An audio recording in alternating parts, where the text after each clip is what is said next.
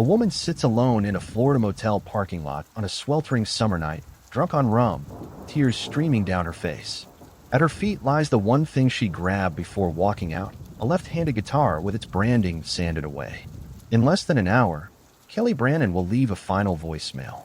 6 words that would haunt investigators for years. I'm in a car right now. And then, nothing. Nearly 6 years have passed. Thousands of tips. Multiple suspects. Possible sightings spanning 4 states. Live Oak Police Captain Jason Roundtree has conducted more than 14 hours of interviews and 15 separate ground searches. Tyler Perry featured her case in his Paramount Plus series, Never Seen Again. Private investigators have set up war rooms trying to crack the mystery. But still, one question remains unanswered. What happened to Kelley Brannon? Oh, great, you're sleeping. I'm so glad I got that message from you telling me how sorry you are, how you love me, how you want me so much, all that bullshit just to get my car. The voicemail rambles on, angry, hurt, slurred with alcohol. Kelley's voice rises and falls as she catalogs every grievance, every betrayal. She talks about renting her own room, reporting her car stolen, and going to Detroit alone. Or maybe Iceland. You're not a partner. You turn on me in a split second. I deserve way better. I did nothing to be called a fucking stupid idiot. I'm sick of your abuse. Then, abruptly, her tone shifts. So, go find I'm getting a car right now. Alright, bye. 12:59 a.m. July 15th, 2020. Those were the last words anyone would ever hear Kelley Brannon say. Or were they? To understand what happened that night in Live Oak, you need to understand who Kelley Kristen Brannon really was. Born May 2nd, 1984, Kelley grew up in tiny Charlestown, New Hampshire, population of barely 5,000. But size didn't matter. The town had a surprisingly vibrant arts community, and young Kelley soaked it all in. Music became her language, her outlet, her way of processing a world that could be unbearably cruel. When Kelley was just 5 years old, her father died suddenly of a heart attack, gone in an instant. The trauma carved itself deep into her psyche. She developed PTSD, something that would shadow every relationship, every decision, every mile of highway she'd travel for the rest of her life. Her mother, Chris, a schoolteacher, spiraled into her own mental health struggles following her husband's death. And Kelley, even as a child, became fiercely protective of the woman who raised her alone. That bond never broke. No matter how far Kelley wandered, and she wandered very far, she called her mother almost every single day. Friends who knew her for decades said this was non-negotiable. Kelley might disappear for weeks on a tour, might sleep in her van for months, might not know where she'd be next Tuesday. But she always called her mom. After high school, Kelley bought a beat-up car and an Atlas with big dreams and little else. She spent an entire year driving across America with no real destination, just curiosity and courage. When her car died somewhere in the middle of the country, she didn't panic or call for help. She started hitchhiking. From Mexico to Canada, Kelley documented everything, dreaming of turning it into a film someday. That journey defined someone who saw disaster not as an ending, but as the beginning of a better story. She eventually returned east and earned her bachelor's degree in fine arts, then a master's in creative writing. But academia couldn't cage her restless spirit. The moment she had those degrees, she hit the road again. This time, she brought a guitar. Kelley's one-woman punk band was called the Baby Killers, and her performances were impossible to forget. She played a left-handed Fender Stratocaster with a sunburst finish. The branding was sanded clean off the headstock. She did this herself, friends said. Made the guitar truly her own.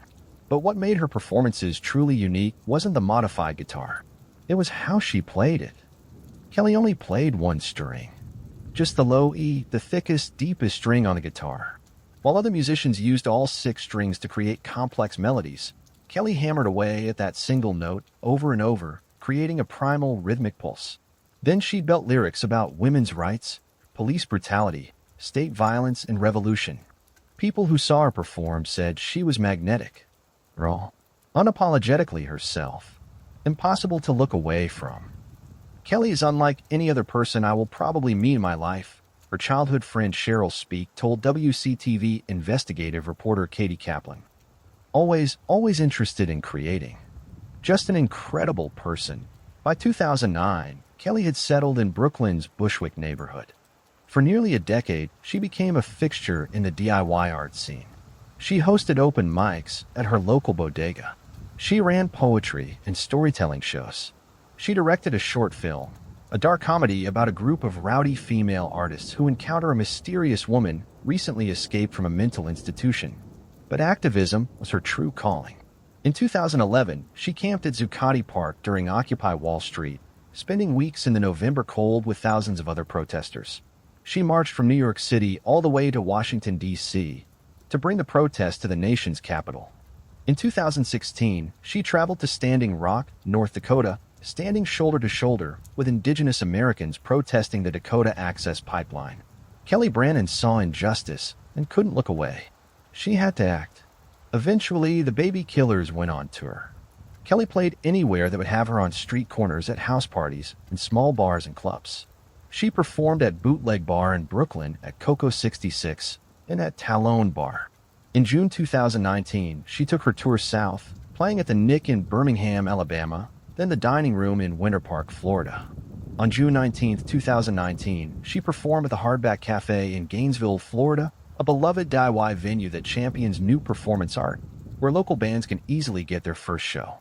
It was at the Hardback where Kelley met Marvo Ferguson, and formed another band with him.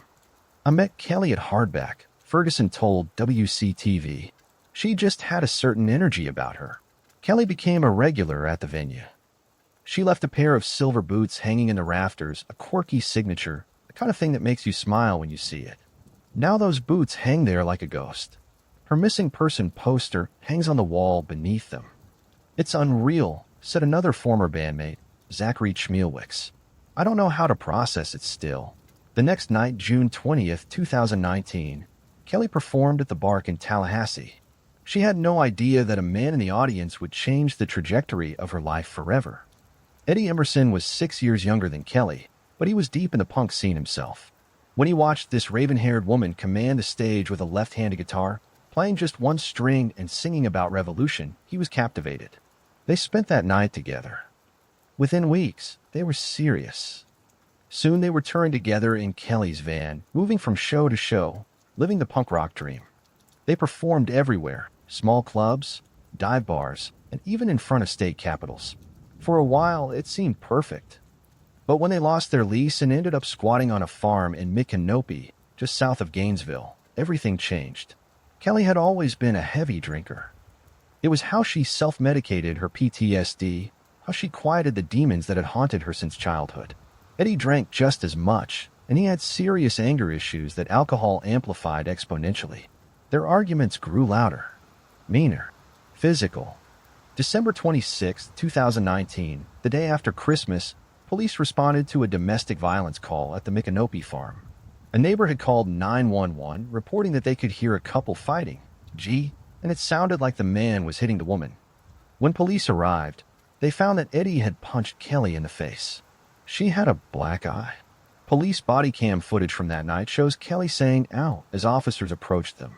Later photos show her eye swollen and bruised, the kind of injury that takes weeks to fully heal. Eddie was arrested. He spent a week in jail before being released with battery charges and ordered to wear an ankle monitor. They stayed together anyway. Between April and May 2020, just months before Kelley would disappear, police were called to respond to domestic incidents between them 12 times. 12 times in 2 months. Physical altercations, shouting matches, alleged suicide attempts by Kelley, one so serious it prompted police to conduct a massive search throughout Micanopy. The farm owner was getting sick of all the police attention. He threatened to drive down from Arkansas and shoot them both if they didn't leave his property. The situation had become a powder keg waiting to explode. Then in June 2020, Kelley discovered something that felt like a lifeline. A disability claim for her PTSD that she'd filed years earlier had been sitting uncollected. When she finally checked on it, she learned it had grown to $6,000. This was it. Their fresh start. Their second chance. Kelley decided they would buy a cheap fixer-upper house in Detroit for around $2,000 and start over. A real home. A real life together. No more squatting on someone else's farm. No more police visits. Just them building something real. On July 9, 2020, they packed everything they owned into 2 vehicles, Kelley's 1982 Toyota Camry and Eddie's 1999 Toyota pickup truck. They loaded their belongings, their instruments, Eddie's dog Gordon, and 8 chickens they'd been caring for on the farm. The chickens went into a dog kennel strapped to one of the vehicles. Destination, Detroit. New life. New beginning. They made it exactly 77 miles before Eddie's truck died on I-75. The transmission failed. Eddie's truck had always had issues, and he'd rarely driven it on the highway. Now it was just done, dead metal on the side of the road in Suwannee County. That first night, they slept in the grass at a gas station. Kelley didn't want to waste money on a motel. She was saving that $6,000 for their Detroit house for their future. The next morning, July 10th, they had the truck towed to Reese's Auto Repair in Live Oak, the nearest town. When the mechanics examined it, they delivered bad news. Eddie would need a completely new transmission. Here's where things got complicated. Eddie had very little money of his own, and Kelley didn't want to drain her savings. They decided to try finding a used transmission at a salvage yard to save money. But they had a more immediate problem: 8 chickens in the middle of a Florida summer, with temperatures climbing over 100 degrees and humidity that felt like breathing through a wet towel. Kelley and Eddie started going around town, asking if anyone could house their chickens. They tried a daycare. They tried other businesses. Eventually, at a sandwich shop, they met a man named Alfredo who worked at Armando's Mexican restaurant. Alfredo took a liking to them and offered to let them keep the chickens in an unused coop on his farm about 20 miles outside of town. Problem solved. Temporarily. Over the next few days, Kelley and Eddie made the rounds in Live Oak. They visited the Little Bar.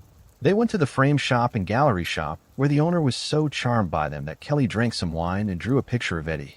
They became acquainted with people at Armando's. They got the vehicle serviced at Reese's Auto Shop. Live Oak Police Captain Jason Roundtree would later note this detail as significant. "This is the kind of town that you would describe as people know each other here," he told WCTV's Katie Kaplan. "It's a rural town just a short drive from the Florida-Georgia border, the kind of place where strangers stick out." Kelley and Eddie drove 3 hours south to Lakeland to buy a transmission from a salvage yard. They brought it back to Live Oak and dropped it off at Reese's Auto Repair. The next day, they got crushing news. It was the wrong transmission. It wouldn't work. Kelley was frustrated. Eddie was frustrated. The Florida heat was brutal. They'd been sleeping outside for days, sometimes at the gas station, sometimes in their tent on Alfredo's farm, without telling him. Kelley just wanted to get the truck fixed or towed back to Detroit and get on with their lives. But Eddie begged for one more night. One more day to try to figure it out. On July 14, 2020, after nearly a week of sleeping in sweltering heat, they finally rented a motel room at the Sunshine Inn along Highway 90. It was the cheapest place they could find, $40 a night. They were given the keys to room 70 on the far western edge of the motel. It was here, in this $40 a night room, that everything would fall apart. The argument started the moment they arrived at room 70. Kelley insisted they bring the 8 chickens into the room with them. Eddie wanted to leave them outside in the grass in the shade. This disagreement, ridiculous in retrospect, tragic in hindsight, sparked a fight that quickly escalated. Eddie got so frustrated that he threw his hat on the ground and yelled, "I'm sick of this stupid shit that you want to do." Kelley was furious. She got in her car and drove into town while Eddie brought the chickens upstairs into the room and collapsed on one of the beds. At 6:27 p.m., Kelley returned to the motel parking lot and started pacing. She and Eddie spoke on the phone for 1 minute. It's unclear who called who. A minute later, Kelley sent a text, "Right, well, good job keeping up the act for a few days." Then the text kept coming. Kelley was drinking. She was angry. And she wasn't holding back. At 6:34 p.m., "You just care about yourself and your truck. I've already spent $200 on your shit, and you yell at me." Eddie's response: "Sorry, can you bring back a pizza or something?" Kelley exploded. "Seriously? I'm not your fucking lackey. You're going to have to do better than that." But then she seemed to soften a bit. She texted him not to let the chickens out before she showered. If he wanted pizza, he'd have to dance for her and send pictures. At 6:48 p.m., Eddie called his mother. Their conversation lasted about 21 minutes. While Eddie was on the phone with his mom, Kelley texted him at 6:57 p.m., coming back with supplies. "I'm expecting a dance." Kelley returned to the motel later that evening with pizza and a bottle of wine. She sat on one bed while Eddie was on the other. Eddie got up and hugged her. "You know, I could have just gone back to New York myself," Kelley said. "You go back to New York then," Eddie shot back. Just like that, they were fighting again. Kelley grabbed the pizza and wine and left the room. As she walked out the door, Eddie called after her, "Bye. See you next Tuesday," using the acronym for the C word, which he apparently called her when he was angry. Kelley sat in the parking lot drinking wine with a group of strangers who were hanging around the motel. The texts kept coming, message after message cataloging her grievances. At 7:22 p.m., Kelley sent 2 texts. The first said, "It's the same as the ankle monitor. You're all lovey-dovey when you have it on, and as soon as it's off, I'm a cunt. You're all lovey-dovey when you think you have herpes. And as soon as Natalie tells you she doesn't have it, I'm back to being a cunt. I'm sick of being treated like shit." The second text was deleted and is missing from phone records. This detail would become significant later. Around 8 p.m., Eddie knocked on the door of room 71, the room next to his. A man named J.R. Bunnell answered. Eddie asked if J.R. could help him move the chickens downstairs because they were starting to smell up the room. J.R. agreed. Kelley saw them moving the chickens and hugged Eddie. They seemed okay again, that familiar cycle of fight and reconciliation that had defined their relationship for over a year. They tried to wrangle all 8 chickens back into the crate, but could only catch 5. 3 had wandered off somewhere. Eddie said to just leave the 3 chickens outside. Kelley wanted all of them safe in the kennel before they went to bed. Another argument erupted. Eddie said, "Good luck," and went back upstairs to room 70. He had the only key. Kelley sent Eddie 9 more text messages. 5 of them were deleted from the phone records. What did those messages say? We'll never know. At 10:30 p.m., J.R. Bunnell knocked on Eddie's door and told him that Kelley was very drunk and trying to drive her car. Eddie went downstairs, took Kelley's car keys from her, and returned to room 70. He locked her outside. At 10:51 p.m., Kelley texted, "Thanks for ignoring me and locking me out, con-man. I hope you're sending lots of hearts to all your old hookups." Kelley kept texting until 12:35 a.m. when Eddie finally responded, "Why don't you come to sleep?" Kelley's reply, "Sure. They'll be so proud you fucked this bitch once and for all and got a car out of it." Eddie claims he turned his phone off and went to sleep. At 12:59 a.m., Kelley left that final voicemail, the one that would play over and over in investigators' minds for years. Witnesses later reported seeing a woman matching Kelley's description walking down Highway 90 East toward downtown Live Oak, carrying a guitar. But these sightings were never confirmed with absolute certainty. What investigators do know is this: approximately 1 hour after that 12:59 a.m. voicemail, there are unverified reports that Kelley's cell phone last synced with Google in the area of Dowling Avenue, less than a mile from the Sunshine Inn. Reese's auto shop, where Eddie's truck was being repaired, sits just around the corner from Dowling Avenue. After that ping, Kelley's phone went dark. No activity, no calls, no texts, no GPS data, nothing. It was as if she had simply vanished into the humid Florida night. The next morning, Eddie assumed Kelley had slept in her car. After all, she'd done it before during their travels, and there was no way for her to get back into the motel room without a key. He tried calling her twice, once at 8:03 a.m. and again at 8:21 a.m. No answer. At 8:54 a.m., he sent a text. "What are you doing?" Still nothing. Around 9 a.m., motel surveillance footage shows Eddie walking to the parking lot to check Kelley's car. Inside, he would have found her wallet, her money, and her ID all sitting there untouched. The only thing missing was Kelley's left-handed Fender Stratocaster guitar with the sanded-off branding. Eddie checked out of the motel.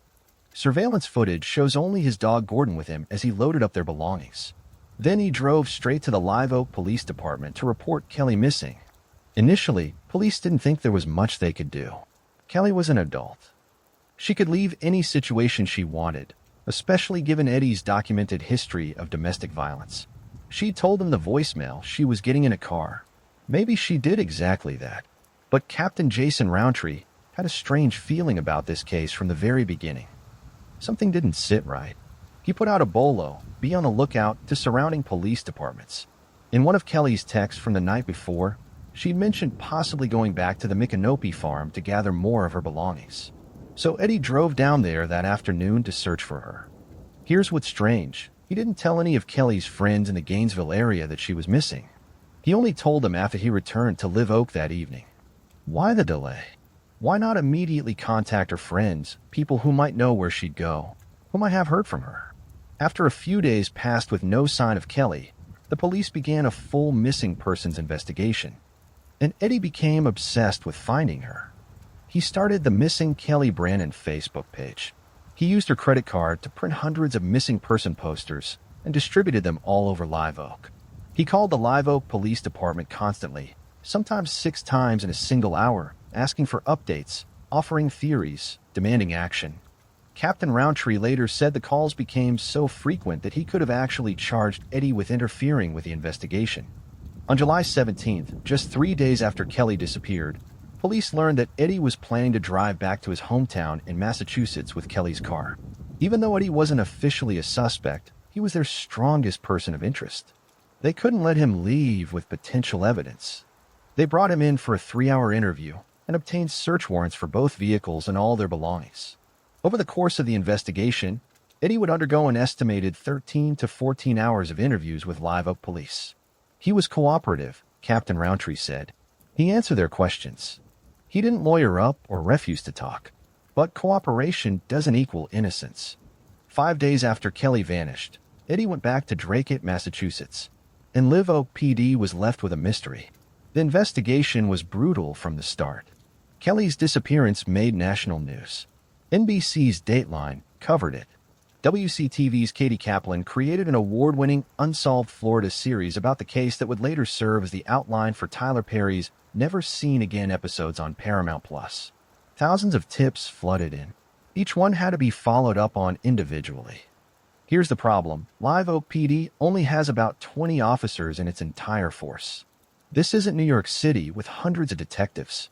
This is a small town with limited resources trying to solve a case that was rapidly becoming national news. They investigated Heritage Park, a location Eddie had mentioned to them following a conversation with J.R. Bunnell. They searched Alfredo's farm with cadaver dogs. They conducted 15 separate ground searches for Kelley, using professional agencies, drones, and specialized equipment. They found nothing. Not a trace of her. Captain Roundtree's team generated 6 persons of interest, all people who were at the Sunshine in the night Kelley disappeared. This included Eddie Emerson and J.R. Bunnell, but also 4 other individuals who have never been publicly named. None of these persons of interest led to concrete answers about Kelley's whereabouts. Meanwhile, Kelley's friends weren't waiting around. They hired a pair of former law enforcement officers turned licensed private investigators, Michael Thompson and Mike Pitts. WCTV was invited into their war room at their Gainesville headquarters, where they'd set up a full investigation. Somebody in Live Oak knows what happened to Kelley, Thompson told reporters with absolute certainty. Thompson's team looked into Eddie's past, retraced a couple steps in the days leading up to July 15th, and tracked down several alleged sightings of Kelley in South Georgia in the months after she vanished. It wasn't her, Pitts said after traveling to South Georgia and speaking to potential witnesses in person. The private investigators developed their own theory. I don't believe somebody came off of I-10 and scooped Kelley up, Thompson explained. I believe she ran across somebody that she knew or was familiar with. Think about it. In the days before she disappeared, Kelley and Eddie had made the rounds in Live Oak. They'd visited multiple businesses. They'd met people. They'd become familiar faces around town. Had one of those people harbored bad intentions? Most people's suspicions went straight to Eddie Emerson. And honestly, it's not hard to understand why. Documented history of domestic violence against Kelley punched her in the face on December 26, 2019, giving her a black eye. Police were called 12 times in 2 months for domestic incidents. Last known person to see Kelley alive. Locked her out of the motel room with no key. Took away her car keys. Claims he turned off his phone and went to sleep. Didn't immediately contact Kelley's friends in Gainesville. Didn't seem genuinely panicked the next morning. Has experience with audio software and could potentially edit recordings. Then there's the voicemail itself. One of Kelley's audio engineer friends analyzed that final voicemail and said it may have been doctored. They put the recording into audio software and identified what appeared to be a digital splice, a clean cut that was too perfect to be ambient noise or analog interference.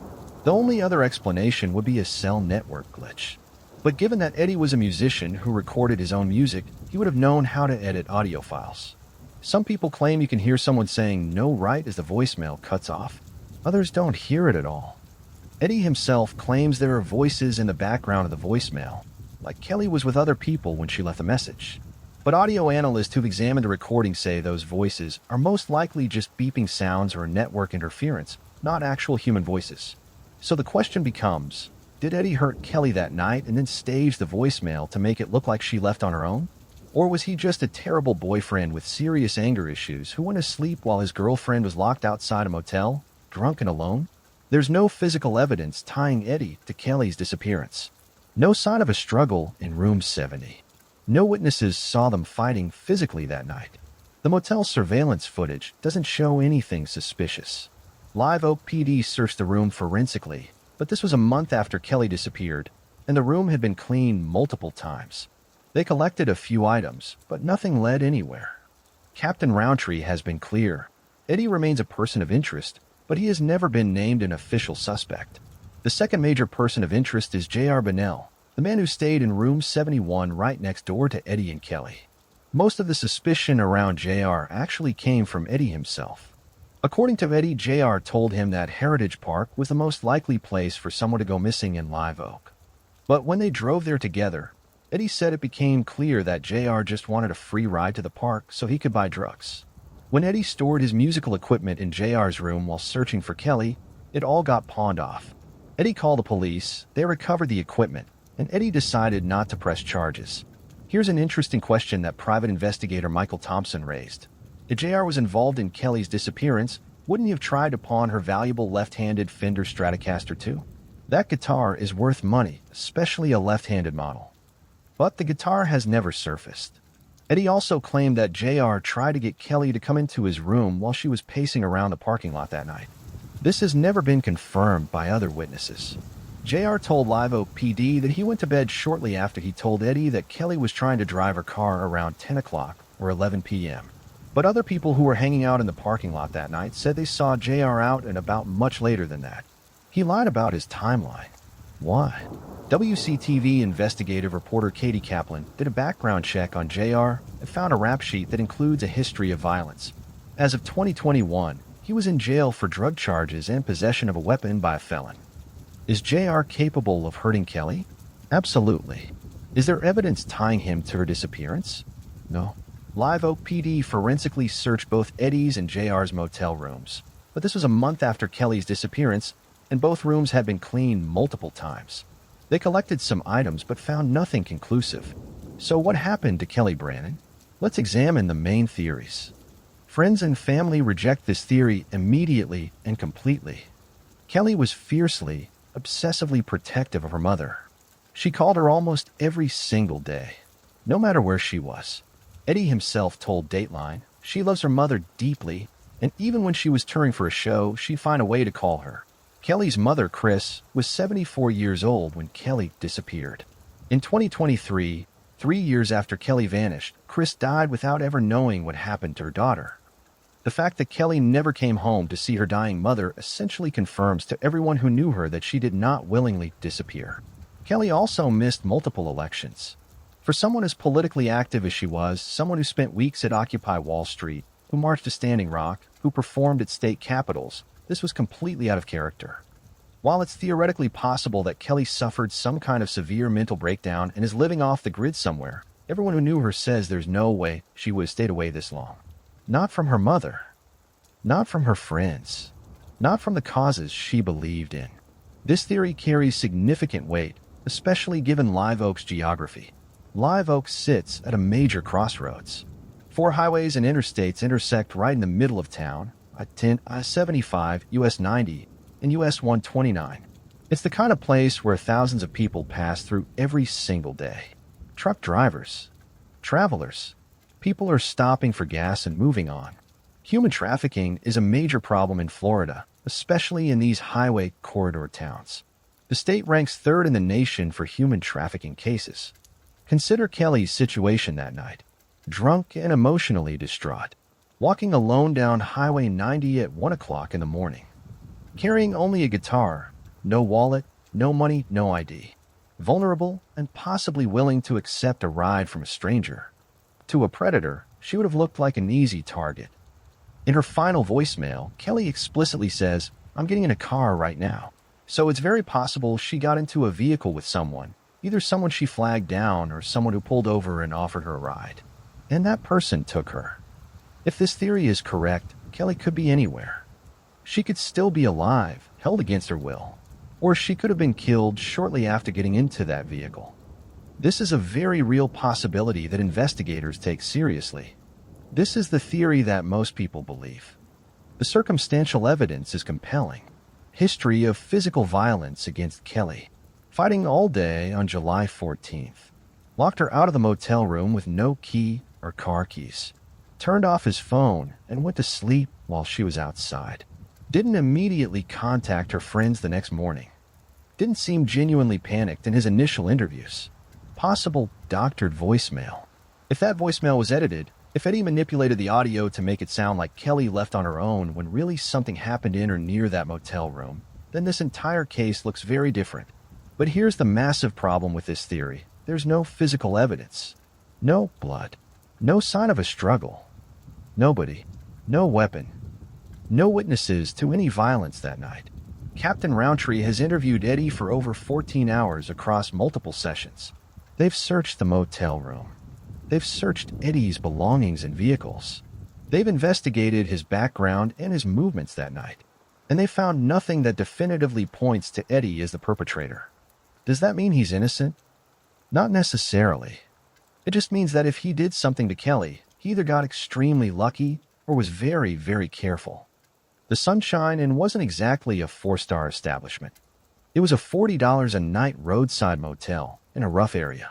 The motel next door was known for drug activity and criminal behavior. There were a lot of people hanging around the parking lot that night. Kelley sat with some of them, drinking wine, talking. Any one of them could have seen her alone, vulnerable and drunk, and seen an opportunity. Maybe it was JR. Maybe it was someone else staying at the motel. Maybe it was someone just passing through town who happened to be in the wrong place at the wrong time, or the right place if you're a predator looking for a victim. The problem is there's no evidence pointing to any specific individual beyond Eddie and JR. There's one piece of evidence that might be the key to solving this entire case: Kelley's guitar. Her left-handed Fender Stratocaster with a sunburst finish and the sanded-off branding is the only belonging missing from her car. Everything else was left behind: her wallet, her money, her ID, her clothes, her toiletries. Just the guitar is gone. Left-handed Stratocasters are already relatively rare in the music world. Only about 10% of guitarists are left-handed. But Kelley's guitar had unique, identifiable characteristics. She only played the low E string. This means the other 5 strings would show almost nowhere at all. The fretboard would have distinctive marks and wear patterns from that one string being hammered over and over in the exact same spots. The headstock had the Fender branding sanded completely off, something Kelley did herself. This guitar is one of a kind. It's identifiable. It's distinctive. So where is it? If Kelley was trafficked, the trafficker probably ditched the guitar or sold it quickly. If she were killed, the killer might have kept it as a trophy or might have destroyed it to eliminate evidence. If Kelley left on her own, she'd still have it with her wherever she is. Live Oak PD has specifically asked people in the music community, especially the punk and DIY scenes, to be on the lookout for this guitar. They've distributed descriptions to pawn shops, music stores, and online marketplaces. If anyone sees it, if it surfaces anywhere, it could crack this case wide open. Nearly 6 years later, Captain Jason Roundtree insists the case is still active. Not cold. Not forgotten. There have been thousands of reported sightings. Tallahassee, various locations in Georgia, even Baja, Mexico. The Baja sighting was particularly compelling. A homeless woman photographed there bore a striking resemblance to Kelley's same hairstyle, same facial features, and similar build. But when authorities investigated, the woman's voice was different, and she didn't have Kelley's distinctive Circle A anarchy symbol tattoo on her right hand near her thumb. None of the sightings have been confirmed. In September 2023, Suwannee Valley Unsolved and the Live Oak Police Department hosted a public event at the Suwannee River Regional Library. Captain Roundtree presented the case in depth, discussing the events leading up to Kelley's disappearance, what the investigation revealed, and where things stand. Kelley's friends showed up. People who miss her. People who want answers. Several expressed their suspicion that Eddie knows more than he's saying. But there was no new information. No breaks in the case. Just more questions. WCTV's Katie Kaplan, who spent weeks investigating, interviewing, filming, writing, and editing her Unsolved Florida series on Kelley's case, put it perfectly. Sometimes I lean one way, and then the next day I'll lean another. Was Kelley murdered in a crime of passion by her boyfriend with a documented history of abuse? Was she taken by someone at that seedy motel who saw a vulnerable woman alone? Was she picked up by a predator who just happened to be driving through this transient highway town late at night? Is she being held somewhere against her will? Was she sold into sex trafficking? Did she die by suicide in some rural field nearby? Or did she walk away from her entire life and simply doesn't want to be found? Maybe only one or two people in the world know right now, Kaplan concluded. And that's the truth. Somebody knows what happened to Kelley Brannon. Kelley Kristen Brannon is a white woman, 5 feet 5 inches tall, approximately 130 pounds. Blue-green eyes. Black hair with gray streaks that was shoulder length in 2020. She has a Circle A anarchist symbol tattoo on her right hand near her thumb. She also has an indented scar under her left eye. She was last seen in Live Oak, Florida, on July 15, 2020, wearing a white t-shirt and black shorts, carrying her left-handed Fender Stratocaster guitar with a sunburst finish and sanded-off branding. If you have any information regarding Kelley Brannon's disappearance, please contact Live Oak Police Department Criminal Investigations Division Captain Jason Roundtree 386-362-7463. Suwannee Valley Crime Stoppers Anonymous Tips 386-208 Tips 8477. Kelley's friends are still searching. They still believe she can be found. They're not giving up. Neither should we. Because somewhere out there, someone knows the truth. Someone saw something. Someone heard something. Someone knows where Kelley Brannon is. And until that person comes forward, Kelley's silver boots will keep hanging in the rafters of the Hardback Cafe in Gainesville as a memorial to a free spirit who marched to the beat of her own drum, who fought for justice, who loved her mother fiercely, and who deserves to come home. This has been the Crime Case Reports. If this story moved you, if you want to help keep Kelley's memory alive and support the search, please like this video, share it, and subscribe for more cases that deserve to be told.